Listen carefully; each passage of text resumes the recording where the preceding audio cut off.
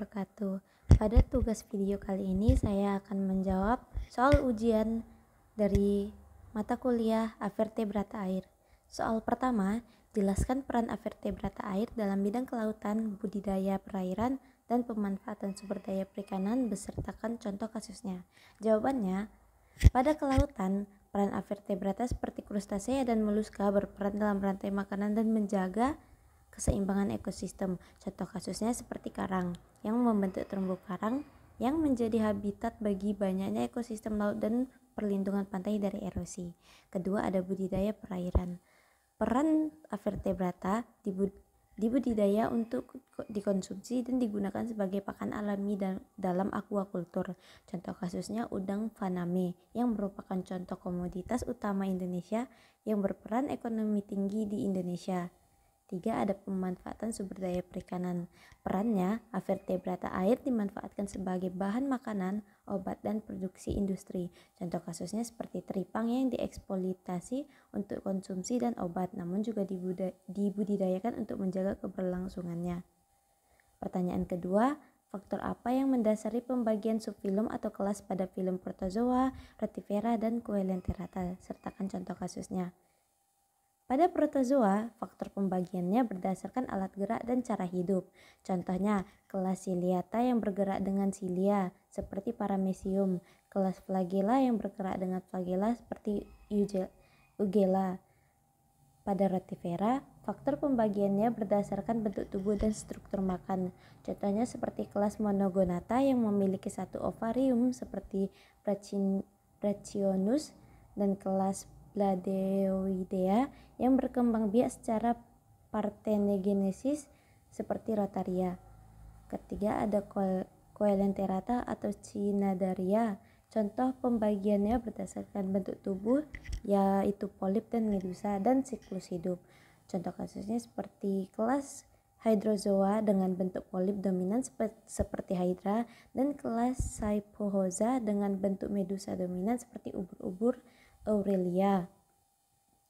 Pertanyaan ketiga, ada mekanisme apa yang digunakan oleh filum Rotifera untuk beradaptasi dengan perubahan lingkungan?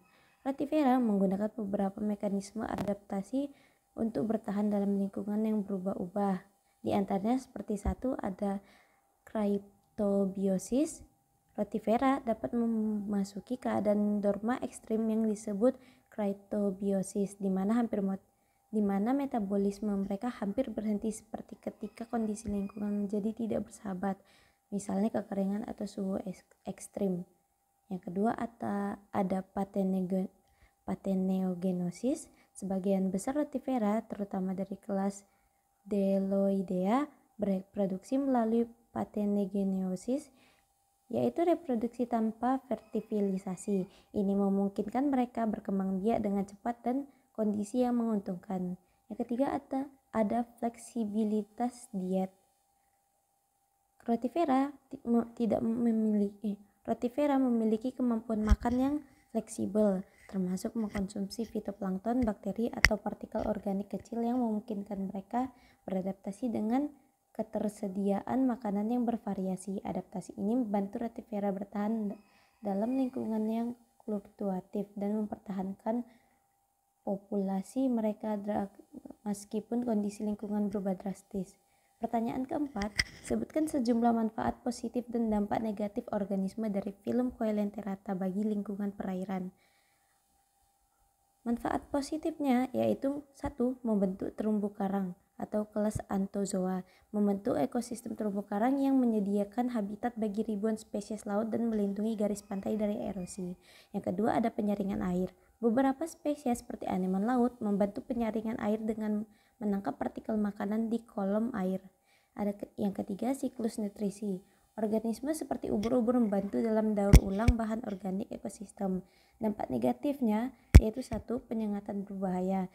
Beberapa spesies ubur-ubur seperti Chironex atau box jellyfish dapat menyengat dan menyebabkan cedera atau kematian pada manusia. Ledakan populasi ubur-ubur. Ledakan populasi ubur-ubur dapat mengakibatkan perubahan lingkungan seperti eutrofikasi atau pemanasan global. Sekian video dari saya akhiri. Wassalamualaikum warahmatullahi wabarakatuh.